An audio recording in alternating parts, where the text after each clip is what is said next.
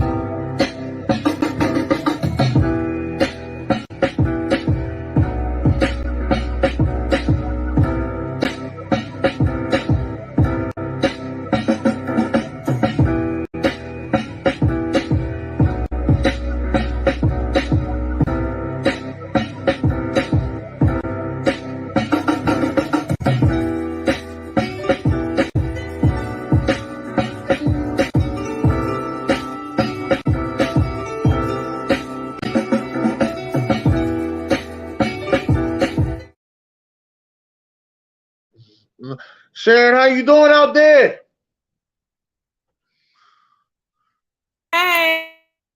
Hey. How's everybody doing? How you doing there? I'm doing pretty good. As y'all know, I'm Dennis Holmes, Thinking and Thinker podcast. I'm with my co-host Sharon Mullen, the chocolate girl, the chocolate writer. All right, we here. This is the side, John. We're supposed to have a special guest on, but things happen. So you know what? You gotta move in a new direction. We want to talk to y'all though, because it is Black History Month, and we want to talk about Black History Month today. But first, Yeah. as we do this in every week, Sharon, how was your week? Well, Dennis, I'm trying to stay positive and say it was great, but I'm a realist. I'm not a phony person. I can't fake the funk, but unfortunately for me, it was another rough week physically. So y'all just keep me in your prayers. Keep the chocolate girl in your prayers. I smile, but I'm usually in pain most of the time. But I'm glad to be here on my favorite day of the week. I am so glad it's Saturday. I don't know what to do. I love Saturday. So I'm glad to be here with my wonderful, illustrious co host, Dennis Holmes. Mr. Dennis Holmes, to you all, straight out of Philly. How was your week, Dennis? My week was pretty good. I had a pretty good week. I was proud of myself this week. I didn't buy a damn thing. Didn't buy nothing. I was proud of myself this week. Ain't buy Spent no nothing. money, huh? Ain't spend no money. I got up early with no regrets. Ain't you know what I mean? Felt good all week. This was a good week. I'm gonna try to keep this going. See how long I keep it going like this. Not spending no money except for bills. You know you All got bills to right. pay, but Good job. I'm doing no extra money. Shout out to Leezy J in the building. What's The up, Lee's Lisa in the J? house. How you doing? How you Yeah. doing? All right. Yes. Other than that, yes. Let's talk about it. It's Black History Month. We blackity Um, blackity black. yeah. But now before we get into this deep dive of Black History Month, when you was in school, what were some of the things that you did during Black History Month? Well, up until high school, all the way through eighth grade, I attended a primarily black school, and we always had some type of Black History program. In fact, we would have a couple, not maybe more than one during the month. And it always involved some music and some dancing and some singing, that's for sure, whatever we did, you know. And I would try to make sure I'm somewhere in there, even if I did nothing but create the sets, help create the sets for the stage. I may not have been dancing, but I was in there involved in some way. And then our church, we always belonged to a multiracial church. Um, but the churches we attended always had some type of acknowledgement of Black History Month and being black, and blacks in the church and blacks in government and blacks in this and blacks in that. We always had recognition of it. So, and then of course in our family, we always would talk about the history of blacks in this country, since that's what we know. and read something, share something. So yeah, Black History Month has always been a great month of pride for me. Even people joke about it being the shortest month of the year and all that foolishness. I don't care. We all know we black 365 days a year. That's true. But we have a month, and I think we should honor it. So that's where I'm at. What about you, Dennis? Is there something you always did at your school, in your city, Well, family? I've always went to all white schools. Mm-hmm. All my schools were in white neighborhoods. Yeah, I didn't go to too many black schools, so I didn't get the. I always felt as though I didn't get the extra attention on Black History Month that I wanted. But shout out to those teachers that was there, and I got to give a shout out to not just the teachers but the administration as well because they tried to do as much as they could for Black History Month. I felt as though they could have did more, but as now me being older, I understand teachers got a lot on their plate, so I can't just sit there and say, "Oh, well, you should have did a lot more for Black History Month, like you doing all year long with these, with these history books we gotta read that ain't got nobody black in them." But I can't sit there and say that because that's part of their curriculum. That's how they get paid. That's their money. That's the things that they do. So Right. when I factored all that in, I said, you know what, they did the best they could. Now, one school I went to from kindergarten to eighth grade, James Dobson, we had a Black History trivia. We had a trivia that we did, and was the trivia was um it was part of a like team trivia. So it'd be a team of like third graders versus another team of third graders, and you go at it and y'all do Black History trivia, Uh-huh. and it was kind of like Family Feudish. That's how it was. Right. But it was pretty good. That was pretty good. We had a good time with that. We had projects that we used to do during Black History Month, so you would learn and know about somebody different. And I had certain teachers that wouldn't let you do the more popular people in Black History Month. You couldn't do the Yeah. Muhammad Ali's or the you Rosa couldn't do Parks, Malcolm X, Rosa Parks. You couldn't Martin do Luther Martin Luther King. King. No, Yeah. no, you had to go dig deeper, find somebody else to do. She challenged you. And Right. that's what they used to do with us. Now in high school, I went to a predominantly white high school. They tried to do some things, but you could tell it was a struggle. White Catholic high school full of rich folk. Yeah. It was a struggle for them. And then our attitude as a black students, we knew it was going to be underwhelming. So we would attend and be like, okay, let's just get this over with, type of feeling. I'm sure Sheila can speak to that because we went to the same high school. And yeah, we would just say, okay, just do your little check off your little black duty for the year. And of course, Martin Luther King's birthday wasn't a holiday back then, so it was just it was just Black History Month for us, you know. Right. So I yeah. was always wondering why y'all ain't go to the same college. I was always wondering Oh, Sheila and I. that. Well, I can tell you, Sheila. Sheila wasn't really decisive where she wanted to go in the beginning, and she ended up staying in our hometown. Me, on Yeah. the Right. other hand, I wanted to go to a big college. I knew I wanted to go to a big college, and but I didn't want to go too far away from home. But I didn't want to stay in Dayton. I didn't want to stay there and go to school. I wanted to go somewhere, so I did.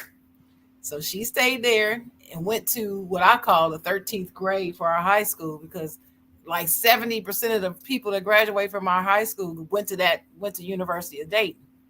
I Mm. didn't want to go there. I just didn't, especially watching her when she was going through there. I didn't want to go there. I wanted to go to a big college where I could see some black folks. So I went to Michigan State. 40 some thousand students. We had over 10,000 black people. It was cool for me. I got Yeah. my black experience when I was in school, and I was cool. Okay, that's cool. That's definitely cool. As I always was wondering now. I know, like me and my sister, we went to the same elementary school. Me and my cousin, we went to the same elementary school, same high school. But we ain't go to the same college, Well, and you that's know, something that I was. That's what I was thinking to myself. Like hmm I should have just like if I knew what I know now, we would have all went to the same. Me and all my homies would have went to the same college and we ain't got a degree. yeah. See, nobody I knew went to Michigan State. Nobody. I knew no one when I went there. Not a soul. No What up, one. Jim? What up, Jay Will? What up, June? What up, What Jay? up? What up, Jonathan? What up? Thank y'all. What Thank up? y'all for coming What up, through. Facebook user? I don't know who that is. I think that's BJ. I know. I figured it was him. I'm just blessing with him. But hey, what's up, Jonathan? Glad to see you in the comments. Miss you, man. And June said, my favorite Saturday morning show, The Side Jawn with the chocolate writer Sharon Mullen and the inner thinker Dennis Holmes. I count Yeah. on seeing that message every Saturday, June. So thank you. But yeah. Yeah, so that's why my sister and I are 4 years apart, so we never went to school together. Every time I would get to a school, she's moved on to the next school. So we never went to the same school at the same time. Okay. Yeah.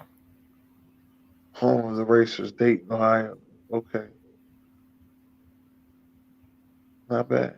Not Jay, bad. what you talking about? Don't be coming on here with your drama because you mad at gurus. That's beef. That's beef. No beef. Today is no beef Saturday in the side, John. No beef. He said he woke up this He morning chose choosing violence. violence. Yeah. No beef. That's just No Suge beef. Knight Scott. Let's Yeah. get on. Let's get on to let's tell us what you got going on first, Chocolate Girl. Oh, for Black History Month, I thought, it'd be a good idea. We could start talking a little bit about the motherland. Facts from the motherland. Africa. Africa. I'm on Africa. my way. I'm on my way. Oh, hey, way. Okay, I'll stop. Um, I love Africa. The idea of Africa, the scenes I've seen of Africa, but I'm not flying over all that water to get to Africa, so I probably will never see Africa. But just some interesting facts that I found out about Africa that some of them I knew already.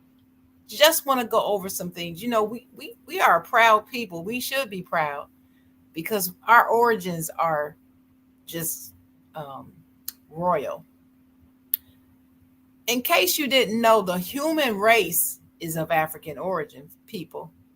The oldest known skeletal remains of anatomically modern human beings, or Homo sapiens, were Hmm. excavated at sites in East Africa. Africa. Africa. Say that word, Africa. It's the way that rolls off. Africa. Just love it. Human remains were discovered at Omo in Ethiopia that were dated at 195,000 years old, the oldest known in the world. And then skeletons of pre-humans have been found in Africa that date back between 4 and 5 million years. The oldest known ancestral type of humanity is thought to have been the Australopithecus ramidus, who lived at least 4.4 million years ago. Where? In where, Dennis? Africa. Africa. Africa. Africa. So I'm talking about Africans were the first to organize fishing expeditions 90,000 years ago and mining 43,000 years ago. We start everything. Everything starts with us. Fishing, mining.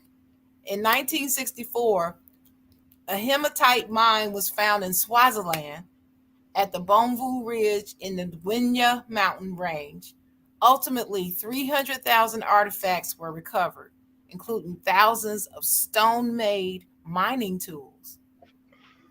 And one of the archaeologists on the site dated that mine to a staggering 43,200 years old. And this is in Africa. Man, I'm telling you, it gives you chills when you think about it. when you actually get to utter these words telling our history. This is our history. It didn't start with the trade. This is our history. Africans pioneered basic arithmetic 25,000 years ago. In case y'all don't know, arithmetic, that's math, y'all. Math. Mm. So the math was mathing back then. Math. So they also cultivated crops 12,000 years ago. First known advances in agriculture were done in Africa. Africa, Africa. And the Africans carved the world's first colossal sculpture 7,000 or more years ago. You know what that sculpture was? Nope. You know what it's called? It's called the Great Sphinx, the Great Sphinx of Giza. It was fashioned with the head of a man combined with the body of a lion. Everybody's seen that Sphinx. You've seen pictures of it. Go pick up some Earth, Wind, and Fire. You'll see it. No, I know what it is. Oh, I know you do. I'm talking to the people in the comment, people out there listening. A key and important question raised by this monument was, how old is it? So in October of 1991, Professor Robert Schoch, a geologist from Boston University. Boston University is where Martin Luther King got Statue. his degree in theology, his theology degree, folks, if you Mm. don't know. But anyway, from Boston University, see how stuff just gets all tied together. He demonstrated that the Sphinx was sculpted between 5,000 BC and 7,000 BC. Dates that he called even conservative. So it was probably older than that. And this was in Africa. The ancient Egyptians, you know, Egypt is in Africa, y'all. Just want to remind y'all. But the ancient, let me tell you, this was a really fun fact here that I found. I'd never heard about this before. You ready, Dennis? This is funny. But do you know the ancient Egyptians had afro combs? No, I didn't know that. You know what an afro pick is, right? You know what Right. the most common one had the big fist on it. Yeah, man, gotta have a fist on it. It's not a real pick if you didn't have it, but a writer said that the Egyptians manufactured a very striking range of combs in ivory. The shape of these is distinctly African and is like the combs used even today by Africans and those of African descent. And it looks like an afro comb. I just thought that was fascinating. So they found them, you know, in artifacts and so forth. Something else, our culture that we have now, when you think about rap music, athletes, and stars and that are black, what do you always think about? You always think about their what? The way they dress and Yeah, stuff. the dress. Yeah. And then what do they usually have on? Lots of bling. Jewelry. Yep. So that bling culture is existed in early Tanzania. A Portuguese chronicler of the 16th century wrote that they are finely clad in many rich garments of gold and silk and cotton, and the women as well, also with much gold and silver chains and bracelets, which they wear on their legs and arms, and many jeweled earrings in their ears. So that bling culture, that's innate in us. That's not something we just picked up and just decided to start. That's who we are. That's who we are. That's our culture, Dennis. It's in us. So when you see, you know, all these people walking around with that today, that started for us, by us. Foo boo. See what I'm saying? Yeah. See what I'm saying? But anyway, what you got? You want to talk a little bit Let me talk a little about bit about the the NFL? NFL. Talk about the NFL. We're gonna talk about how the NFL is now. You know, today's NFL is made up of 70% of black people. You don't believe me? You can look it up. Statista.com. Statista. Statista. Oh, Statista. Mm-hmm. Statista.com. But the league wasn't always that way. Kenny Washington was one of the first black people to actually be brought in to the NFL. He was under contract in 1946, was signed to the Los Angeles Rams March 21st of that year. Um, they That were word they thing. were pressured they were pressured to be racially integrated team when they decided to play for the publicly owned LA Memorial Coliseum. Since both black and white taxpayers helped build the stadium, they wanted a racially diverse team to cheer for. So the Rams signed Kenny Washington after he returned from his USO tour. That's wild. That's And then pretty, wow, that's pretty good. that's Yeah. a story I never heard. I never heard of the why. Mm-mm. Why they decided to draft this black player. But I now didn't know he was the first. that's what it says. It said 1946. I Now thought the first. the I first think the one was first. back in 1920 or something. There was a guy that played, but I don't think it was NFL. I think he played football, but it wasn't the NFL. Is from what I thought. I don't know.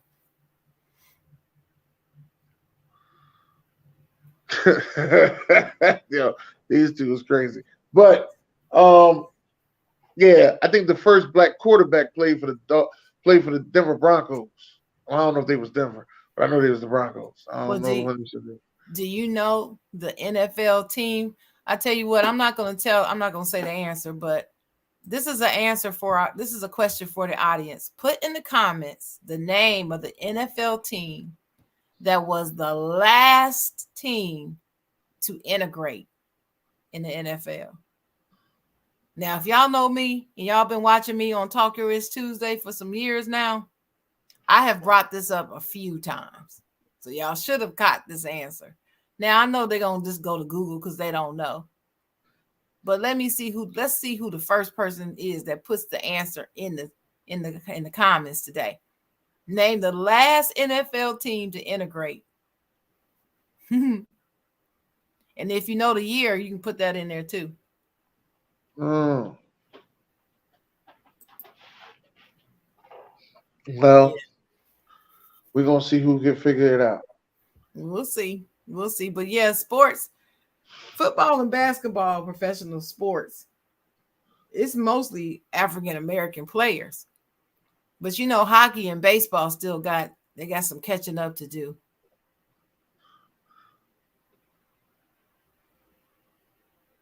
Yeah, Jay Will said the Raiders was the first. No, it was the Rams. We just told you it was the Rams. Yeah. Were you listening? No, so My you too cousin, busy my in here. cousin Tyrone said it was the Redskins. You damn right it was. That's why I will never like that team. Shout out to Forever. Ty. What up, Ty? Forever. I just hate them. But anyway, so let's move on to what I mentioned earlier. A lot of time when you think of Black history for America, everybody wants to start with slavery. Well, I purposely started with Africa. Africa. Whoever. Because that's where we started.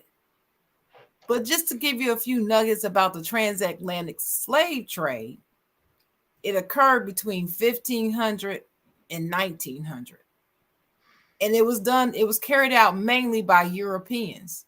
And they forcibly uprooted millions of Black people from throughout West Africa and West Central Africa and shipped them across the Atlantic in very cruel conditions to the New America and the West Indies. That's where they sent us. They stripped us of our clothes, our culture, our families, our land, our religion, our names, everything. And then they just started referring to us as slaves, just to strip us of our entire identity. You see, that tells you right there, Dennis. You know how they're always trying to say, they're always trying to come up with something to say that Black people are not human, they're subhuman. If we were subhuman, why did they feel the need to do all this stripping? If we were subhuman already, they would have no need to strip us of our identity, our clothes, our names, our culture, our religion, our family, our language, everything. They wouldn't feel the need to do that if we were subhuman. Them bastards, I swear to God. I get mad every time I think about it. But yeah, I try not to think about it like that because it's not that many of them. I'm gonna say not that many of them left, but they around. That's what they I'm gonna say. around. Oh, and they passed that hatred down. So anyway, but Yeah, anyway, until the they daughters don't conditions listen. on the ships, the slave ships, were deplorable.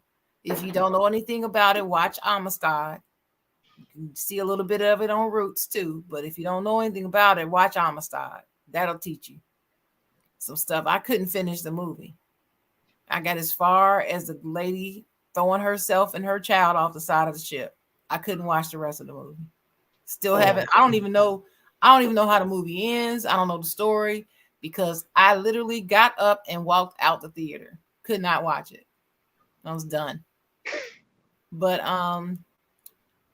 of course, after slavery and all that, finally slavery was supposedly ended, and we went into Jim Crow and all and civil rights movement. If you haven't seen, if you don't know any details about that time of life, watch Roots, Amistad, and 12 Years a Slave.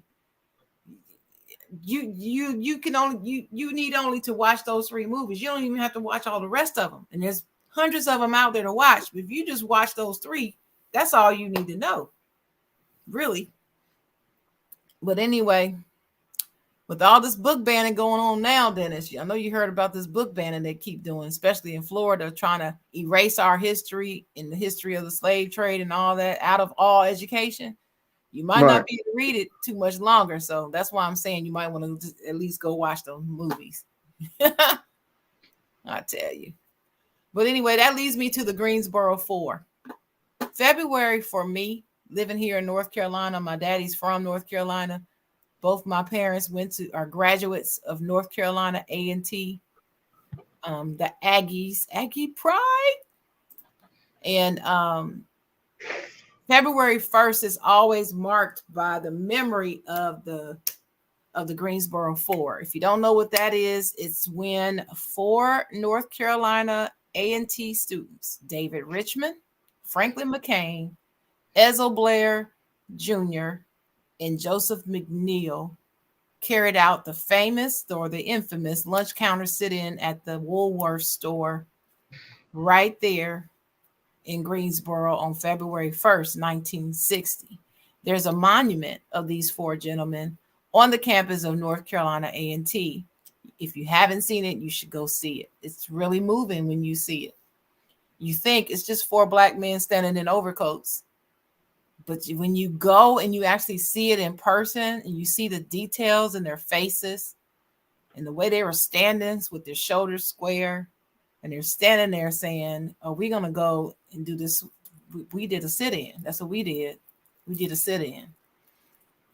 And I'm sure, Dennis, have you seen the images from the sit-in when they're sitting there and the white people are standing around screaming at them and throwing food on them, like pouring some liquid like ketchup on them and stuff like that. Have you seen that? Seen any pictures or video on that? I've seen pictures. I ain't seen no videos. Yeah, man. It's something. It's something to see and read about.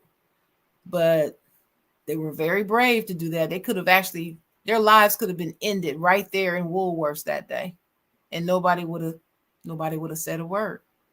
No, and I used to like Woolworth when I was a kid. Mm-hmm. But that was the first one. The reason why you were able to like Woolworth is because of these 4 people right here, because they were the first to sit in right at the lunch counter and demand to be served. So here we go. That was pretty good. The Greensboro 4. I like that. Mm-hmm. That was pretty good. February Well, 1st. Just remember February 1st, 1960. So just remember that every year. one of my favorite moments in Black history uh, happened, a couple. I want to say about 15 years ago, on November the 4th, 2008. Illinois Senator Barack Obama, was going against Arizona Senator John McCain, and Barack Obama beat John McCain to become the 44th president of the United States of America. That was a very good day. Even though Yes. I knew he was going to win, because they kept trying to find stuff on him and they couldn't get nothing on him, and they kept trying to just bring up stuff, and it was like, y'all wasting y'all time. Y'all really got nothing on this guy. Nothing. Nothing at all. But He's besides the fact Teflon, that man. he He's that he used Teflon. Besides the fact that he used to smoke cigarettes, that's all you got on. You really had nothing on. That's pretty much it. Hmm. Yeah.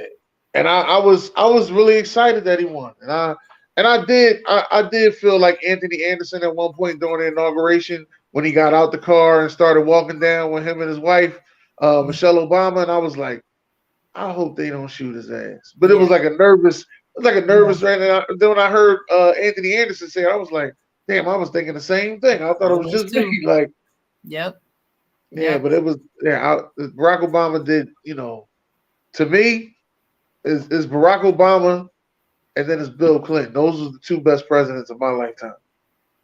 I would agree. The rest of these guys just, I don't understand what they was doing. The rest of these guys just, but those two was the two best presidents to me in Yeah, my lifetime. yeah, I agree. Right. Did you watch the election that night? Yeah, I watched the election that night. I How watched the did you election. feel when you saw it was a definite? Oh, when I found out he won, I was Yeah. excited. We always excited. Because at the time, all my grandmothers was, well, besides one, all my grandmothers was still living. Oh, good. And it was real cool. You know what I mean? They got to see a black president. Yeah. Man, It's really interesting that you say that because my grandmother had just passed that July of 2008. So she wasn't alive to see it. mm, And but my parents were. That meant everything to me. My parents got to see a black president.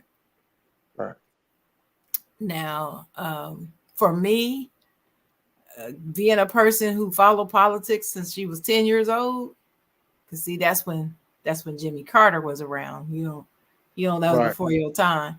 But Jimmy Carter is the president who got me in, even interested in politics. So when Barack Hussein Obama won the presidency, I was so emotional and happy. When we were watching it, it was my boyfriend and I were watching it. My son was asleep at the time, and we were watching it, and it's like we were watching a Super Bowl. That's how we were. We were sitting there just in the bed like this, like going like, how you sit on your bed and watch TV, but you're sitting up, you're just sitting on the bed, and you're sitting there and you're going like this. And every time they would bring up the results for this state and that state, and we were like, yeah, we screaming and right. hollering. Because he We was he was screaming. winning when he won a couple of them red states. We was like, oh, he Oh might got he shoot! might got it. Oh Right. shoot! You be like, oh shucky ducky, oh no now. Mm, And then you pick up the phone, you call your friend, I call my sister Sheila. You see what's going on? You call your mom and dad. Call my mom and dad. Hey, y'all see y'all see what's happening? He's gonna win. He's gonna win. Ah! We scream. I mean, screaming, literally screaming at the top of our lungs. And then when they called it, I mean, I still couldn't believe it. I couldn't believe it. And I sat there with my hands like this. And I remember saying to my boyfriend at the time, I said, I'm not going to get excited yet. I'm not going to get excited yet until I see him make his speech. Until he speaks, it's not real, right? So I was sitting there, and then all of a sudden, they cut to Grant Park. And remember Grant Park? They showed everybody in the park, out in the park, just waiting for Barack and Michelle and them to come out. And they showed who? They showed Reverend Jesse Jackson in the audience. And he was yeah. crying. That was it. No. That was it. That was it, boy. That was it. When Jesse was in the audience and he was crying, I was like, oh, okay, it's real. This man done won this presidency. And then when the family came out, the tears just came. We were hugging each other. We were like, oh my gosh, we have a black president. I can't believe it. First thing I thought about was my grandparents. They would not believe it. They would not believe it. My parents they were just emotional too. My Yeah. parents weren't emotional people at all. I don't know how I became so emotional because they weren't. But man, about this, they were pretty choked up about it. Hmm. I remember people running out in the streets in our neighborhood. People were running out. You heard music playing, horns. People were blowing their horns. I mean, like celebrating outside. It was late at night. We didn't care how late it was. Mhm. It was just that That, dope. And it was cold. It was in Ohio. So it was cold. We didn't care. We were outside. that Young Jeezy song was very popular at that time. My president is black, Yep. and Yep. he So that wrote was a good and he put the song out before it even happened. time. Mm-hmm. That was he said he know it's gonna happen. That's what he kept saying in the song. He knew it was gonna happen. Yeah. My president is black. It was a good song too. Very good song. And Very good song. my daughter was born that same year. She was born August 21st, 2008. For Born that real. same year. Yeah. Yeah. 2008 was it was a pretty interesting year. My grandmother passed, as I told you, and I moved to North Carolina for the second time. And now I've been here ever since. It was an interesting time. Okay. Yeah. My 2000 my 2010 was a little rough. 2010, my great grandmother passed, and the beginning of 2010, that was like January. Great grandmother Lucille Rome passed, and later on 2010, my grandmother on my mom's side and my grandpa. My grandpa passed in October. My grandmother died in December. Her husband Mm-hmm. died first, then she died, and they went like back to back. So it was pretty rough. Mm-hmm. Hold on. Besides all that, though, yeah. Oh, let me read this one. This is the last one from BJ. Well, actually, he got two. He got a joke he put out too. Um, this one right here. He said a new bill proposed will let prisoners trade their organs for reduced sentences. Yeah, Who I, proposed that? I don't know. Well, we was just talking about being an organ donor, and you see how desperate they are to get organs now. Wow. That sounds like a Republican proposal. It just does. Wow. He also said I don't want to do this on live, but Sharon left me for my best friend and took the dog. I'm okay with her leaving me. I haven't been the best, but I want my dog back. I love Lord that have dog, mercy. but it's okay. I got her W-2s, and she not getting them until I get my damn dog. Is that what you were laughing at so hard? Yeah, I the didn't even see BJ. that. No, that's not all I was laughing at. When you was talking about Jesse Jackson, and I remember Jesse Jackson crying, right? Yeah, he But it was was a crying. Mike Epps special. It was a Mike Epps special that came out, comedy special that came out a little bit after that. And Mike Epps was like, "Yeah, we was excited Barack won." And you seen Jesse Jackson ass over there crying. He wasn't crying because he was excited Barack won. He was crying because they saying that should have been me.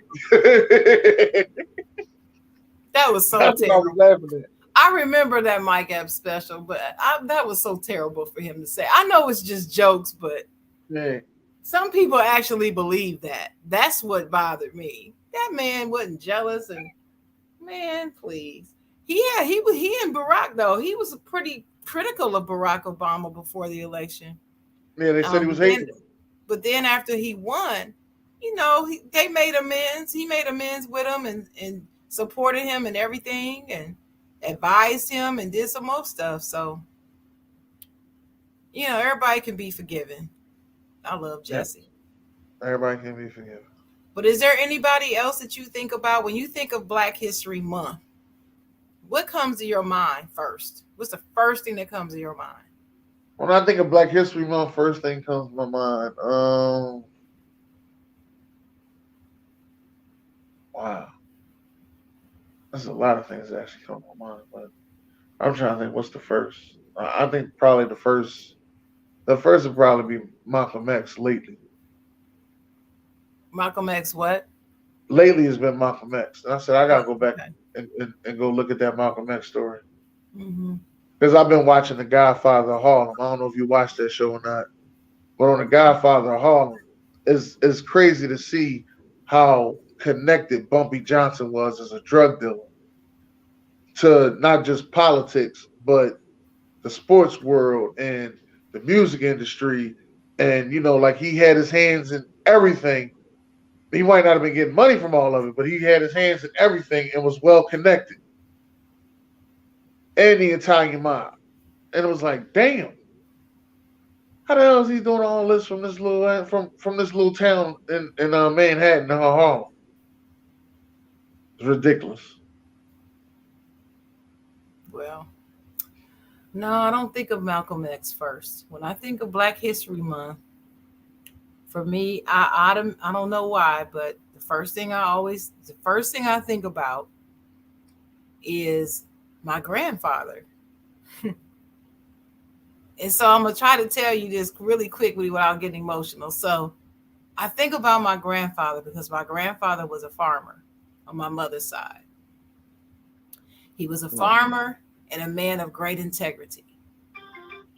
And he had to endure and stand up against some horrible things to protect his family, his livelihood, and his life, basically, back then.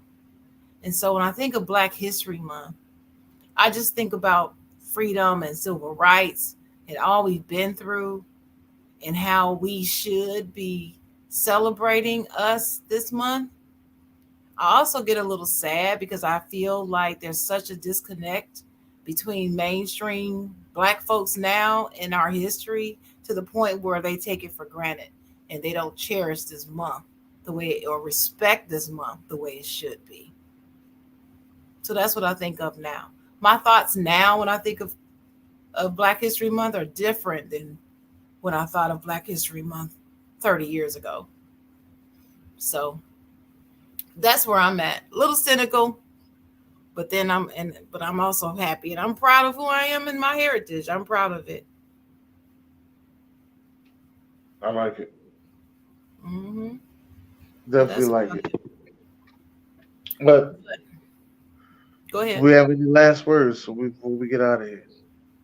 Oh well, my last words are we blackety blackety black, but we're blackety blackety black 365 days a year. You need to know your history so that you can respect yourselves. Know your history so you can stop calling each other the N word. Know your history so you can stop looking any kind of way when you leave the house.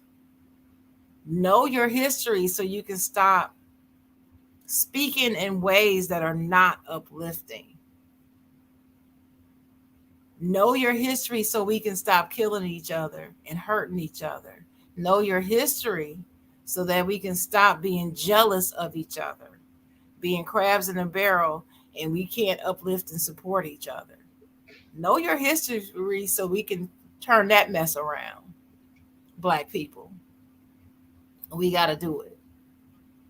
We have enough fighting to do because everywhere on this earth, we are racially discriminated against. There is not a continent we can go on, not even Africa, where we are not discriminated against or oppressed. So we got to fight everybody else, but now we also have to fight ourselves too. Shouldn't be that way. Shouldn't be that way. Put these guns down. Stop raping our women and children.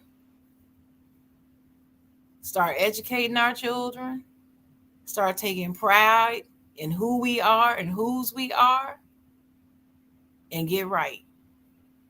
That's my dream. Talking about Martin Luther King's dream. That's Sharon Mullen's dream. That's the chocolate girl's dream. That we can be unified as people. And let me say something to the non-black people out there. Don't be afraid of black people getting unified because we don't want to harm and kill y'all or oppress y'all. We don't want to eradicate y'all like y'all want to do to us. We just want to coexist and live life. That's all we want to do in harmony. That's who we are, all the way back to Africa. That's who we are. So that's why I feel the way I do. We just need to get this right. Stop all this. Yeah. So that's Sharon. That's that's Stop. that's that's the dream of the chocolate girl. What you got, Dennis? I say yeah too. Stop the violence and increase the peace. Yep. I definitely say that as well. This is it's terrible what's going on out here. And people just want to be shooting people. Everybody went and got guns during the pandemic just so they can go shoot somebody. It's terrible. But Hmm. we do love y'all. Thank y'all for showing up and coming out. We appreciate everybody that came through. I want to again I wanna thank the Chocolate Girl coming up with this great segment. Let's talk about Black History Month. And also want to let everybody know next Saturday we should have a special guest on. So make sure y'all tune in to us next Saturday again. And I want to say God bless and good night.